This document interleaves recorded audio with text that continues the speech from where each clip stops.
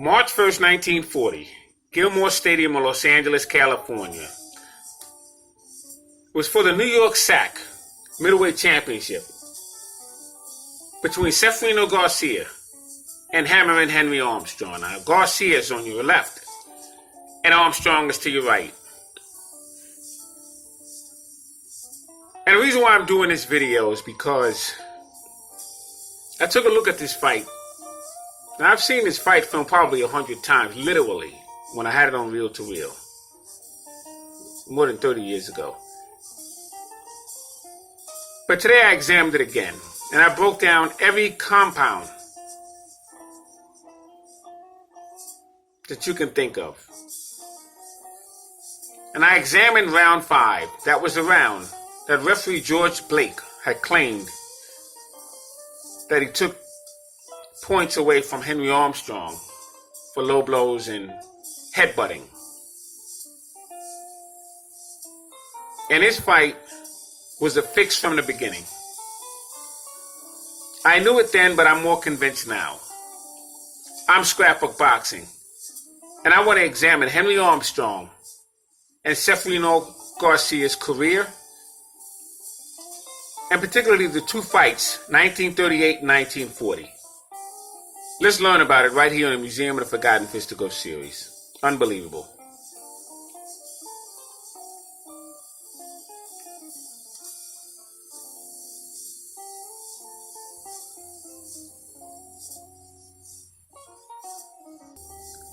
Ceferino Garcia was a fantastic Filipino fighter. He really was. He was a welterweight. He moved up to the middleweight. And he was credited for having the most victories in Filipino boxing history. He was the only Filipino who ever held the middleweight championship belt. He was the first fighter known to set up the bolo punch with a purpose. Now, since Ceferino Garcia, you had Bout, who was a lightweight champion. And he was very, very good at the bolo punch. But he wound it up a little bit too much. It was telegraphed. As a matter of fact, he knocked out Ike Williams' front tooth in 1948 with that very same move. But who took it to another level was Kid Gavilan,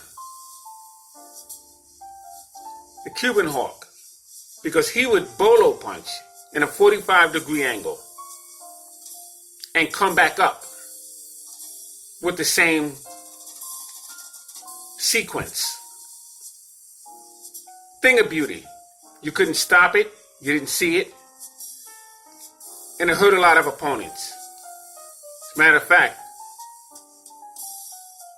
when Kid Gavilan tagged Gil Turner with that combination, that's what stopped him. He tagged Bobby Dykes, Billy Graham, many others. Tried it with Ray Robinson in Philadelphia. Ray Robinson was a little too quick for him. But the bolo punch could be a deadly punch. You don't see it coming from underneath. And Kid Gavilan actually went over the top after he went underneath. So he took it to a whole nother level. But Ceferino Garcia is credited for being the first to use it with a purpose. He was introduced to the Ring magazine, the Hall of Fame in the boxing world, in 1989. Now, the thing a lot of people don't know about Ceferino Garcia, he was a very good blacksmith at a very young age. He never completed the first grade. He had a gambling problem as a young man, and he was a street fighter. I mean, he was a very good street fighter. He was feared by all in his neighborhood. And he got into boxing when he met a promoter in Cebu City. He was a baker. Well, he was an assistant baker. And one day this promoter went into the bakery and they got into talking. He heard about Ceferino Garcia in the streets and he presented a position to him and off they went. On October 2nd, 1939, Ceferino Garcia fought for the World Middleweight Championship. and he defeated Ken Oberlin and won a 15-round decision. Now, he had faced Henry Armstrong in 1938. That was for Henry Armstrong's welterweight championship belt. So Henry Armstrong now had an opportunity to face Ceferino Garcia again, who he first defeated in 38. This time it would be for the New York SAC, the State Athletic Commission Middleweight Championship belt. Now, the New York SAC was founded in 1920. And because of the Walker Law, it was legalized to have prize fighting. Because at one point, boxing was illegal. And the NBA was established in 1921 by others. And it became conflict between the NBA and the New York SAC. Because what was happening,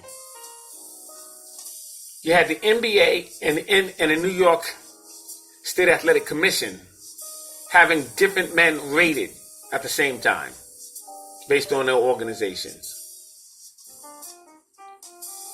And eventually, the New York SAC did away, and you had the NBA. And eventually, they went away in 1962.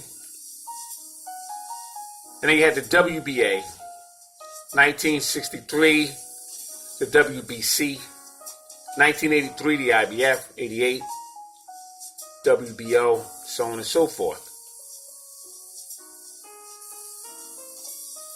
But in 1887, the Police Gazette administered their belt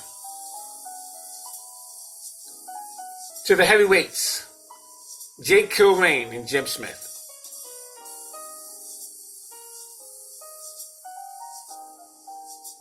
But Henry Armstrong and Ceferino Garcia would have their first fight Friday, November 25th, 1938, at New York Madison Square Garden. And Armstrong would defeat Ceferino Garcia, 15-round unanimous decision, And these two men would have to fight again. But let's talk about Henry Armstrong for a moment. Now, Henry Armstrong was trained by Al Savani, and a man that does not get credit. His name was Pee Wee Beale. Now, Pee Wee Beale was an assistant to one of the greatest trainers of all time, Harry Weil. You see, Henry Armstrong was once trained by Harry Weil and Pee Wee Beale. This is in Grubb's Gym.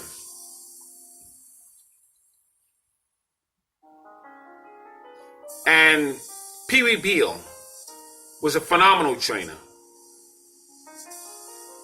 He also trained Ray Robinson along with Harry Wiley training Ray Robinson. But that's who Henry Armstrong had in his corner. And Al Savani was a very good trainer as well. And Armstrong was born December 12, 1912, Columbus, Mississippi. He died October 24, 1988 in Los Angeles, California. I met him.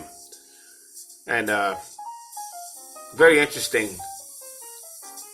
individual was Henry Armstrong. Very, very interesting. Very sharp at the time I spoke with him. And he had a fighting career record of 183 total bouts, 152 wins, 101 knockouts, 22 losses, 51 draws, decisions, and 18 losses.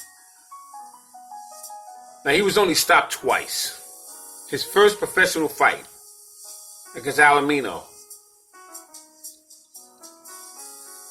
and Fitzy Zivic in 1941. That's when he lost his welterweight championship belt.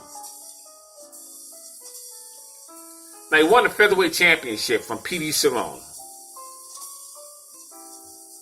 in New York's Madison Square Garden. Now, up until that point, P.D. Cerrone has never been stopped. He had won the title, and he held on to that crown for a little bit. But when he met Henry Armstrong, October 29th, 1937, he was stopped in 6 rounds. And this made Henry Armstrong the first black featherweight out of the United States. because you had Kid Chocolate, but he was from Cuba. And George Dixon, but he was from Canada. But Henry Armstrong was the first black featherweight champion from the United States. And he accomplished that by defeating Petey Cerrone. Armstrong would win the welterweight championship belt from Barney Ross. Barney Ross was a two-time champion. He had won a lightweight as well as the welterweight. He had a 3-fight series with Jimmy McLarnin. Jimmy McLarnin became welterweight champion when he defeated Young Corbett III. And Barney Ross selected to face Henry Armstrong at the Madison Square Garden, New York, Long Island Bowl. Now, the reason why he chose the Long Island Bowl was because it was a jinx arena. No one has ever defended their title there. And Barney Ross did. So he figured that was a place that would bring him some luck. But it did nothing for Barney Ross because Henry Armstrong took it to Barney Ross from the opening bell to the end. And Barney Ross had never quit. One of the most courageous fighters in boxing history. And that would be Barney Ross's last fight. But it was a 15-round drooling fight. A grueling fight. Took place May 31st, 1938. And this gave Henry Armstrong his second title. So at this point, he had 2 titles under his belt. Armstrong would then move down to the lightweight division and face Lou Ambers. He was from Hickomeyer, New York. Lou Ambers was some fighter. These 2 men would face each other August 17th, 1938, in New York's Madison Square Garden. And after defeating Lou Ambers, Henry Armstrong would become a 3-time world champion. He would hold those titles simultaneously. But he wanted a 4th title. And that's when he went up to the middleweight division in 1940 to challenge a man who he already defeated in 1938. On March 1st, 1940, at Gilmore Stadium in Los Angeles. Ceferino Garcia. Now quickly, I just want to give you some accolades. Just to give you an idea who Henry Armstrong was and what he's accomplished. He was a musical composer. He was an actor that played in the role Keep Punching in The Fighter and the Lady. He was a minister. 1937, he was the Ring Magazine Fighter of the Year. 1940, Boxing Writers Association awarded Armstrong Fighter of the Year. He was introduced into the Boxing Hall of Fame in 1954. Inducted into the International Boxing Hall of Fame in 1987. He was inducted into the St. Louis Walk of Fame in 1995. Henry was ranked the ring's greatest fighter in the last 50 years. 2007, named 2nd greatest by Burt Sugar. He was named 3 greatest fights in the last 50 years. He was basically the 3rd fighter that they chose in the last 50 years by ESPN. Now, what's phenomenal about Henry Armstrong are the other fighters he faced. Henry Armstrong faced Baby Arizmendi 5 times, defeated him 3 times, and lost to him twice. And he would win the Mexican and California Featherweight Championship from Baby Arizmendi. Baby Arizmendi was a fantastic Mexican fighter. I have him ranked in my top 20. Now, Sammy Angot had won the NBA lightweight championship, and he faced Henry Armstrong. Sammy Angot was Peter Cerrone's last opponent before he retired. Sammy Angot stopped the winning streak of 62 fights from featherweight champion Willie Pep. He was in a ring with Ray Robinson and perhaps all the great Hall of Famers and champions in history. And Henry Armstrong would defeat him. Fizzy Zivik would be in a ring with Henry Armstrong in 1940 in defense of Henry Armstrong's welterweight championship belt. They would face each other in New York's Madison Square Garden. And after 15 grueling rounds, Fizzy Zivik would become the brand new welterweight champion of the world.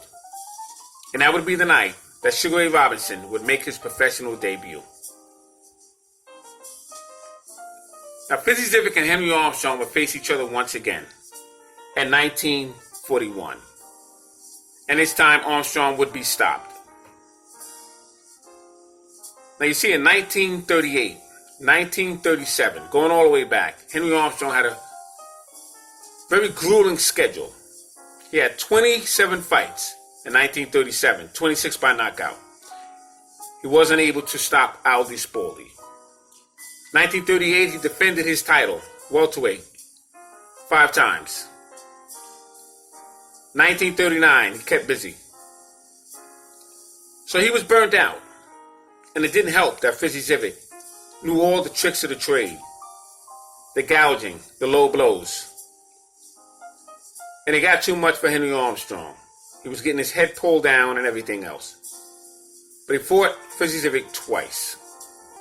1943, Henry Armstrong would face the Sugar Man, Sugar Ray Robinson. Two of the greatest fighters of all time. I have Armstrong number 4 and Robinson number 3. Armstrong was in the ring with former featherweight champion Mike Belois. Very good fighter was Mike Belois. He had a brother by the name of Steve Belois. But these two men would face each other. Former featherweight champion Chalky Wright, who would eventually lose his title to Willie Pep, would face Henry Armstrong. He would eventually retire and go into acting with Mae West, who was an outstanding Mexican fighter from Los Angeles, was Chalky Wright. He's in my top 20 as well. Greatest Mexican fighters. Armstrong would be in the ring with Jackie Wilson, another fantastic fighter. He would be in the ring with Jersey's own Tippy Larkin. He was a title holder in his own right. Fantastic fighter was Tippy Larkin. Had a great fight with Bojack. He would face Leo Ruddock, another fantastic fighter he was. Outstanding Puerto Rican fighter who became champion. Pedro Martinez. Dynamic fighter he was. He was in the ring with Henry Armstrong. Henry Armstrong would also face who would become a future lightweight champion, Lou Jenkins, who would take the title away from Lou Ambers, after Ambers would take the title away from Henry Armstrong, who Armstrong took the title away to begin with. But on the night of March 1st, 1940, George Blake, who was the referee, had made his mind up before the bell rang. And like I said, it was for the New York SAC middleweight title, before a crowd of 16,000 people. George Blake would eventually claim, after he left the arena, and no one knew who won the fight. There was no decision made. Word of mouth went around the arena that it was a draw, because George Blake couldn't come up with an excuse. So he called it a draw. And he wound up saying later on to the State Athletic Commission that he took 5 points away from Henry Armstrong in the 5th round for holding, headbutting, and hitting low. The Associated Press have given Armstrong 6 rounds, Garcia 2 rounds, and made it 2 even. It's the biggest robbery in boxing history. And that's why I did this video. Because there's one thing when you lose a fight, even if you're paid off, but how this was done and how it was gotten away with. A referee leaves not only the ring, but he left the arena. And they pinned him and they wanted to find out what's going on, and he said it was a draw, and then he turned around and gave an explanation. And they couldn't find him anymore. It just took off. And I tried to do research on George Blake to find out what other fights he refereed. I'm sure others might know. I just couldn't find the research. Right at this time, I'm too busy doing other things. But it's just curious to me how that took place. And then, like I said, it was one of the biggest robberies in boxing history. And Henry Armstrong would have held 4 championships. Now, he had relinquished one of the belts 2 weeks before he stepped on the scale to meet with Ceferino Garcia for the Middleweight Championship. But he still had 2 titles. And he would have had 3, again, had he been given a fair shake with the Middleweight Championship belt. So I just wanted to go over that fight. This is Scrapbook Boxing Museum of the Forgotten Fisticuffs series. All great fights and all great fights will never be forgotten on my channel. Salute to Henry Armstrong. Salute to Ceferino Garcia. It has nothing to do with him. He was just a participant in this fight. And Henry Armstrong had already defeated him in 1938. And there's no reason why we should believe that he couldn't defeat him again. Because Henry Armstrong was pushing Ceferino Garcia all over the ring.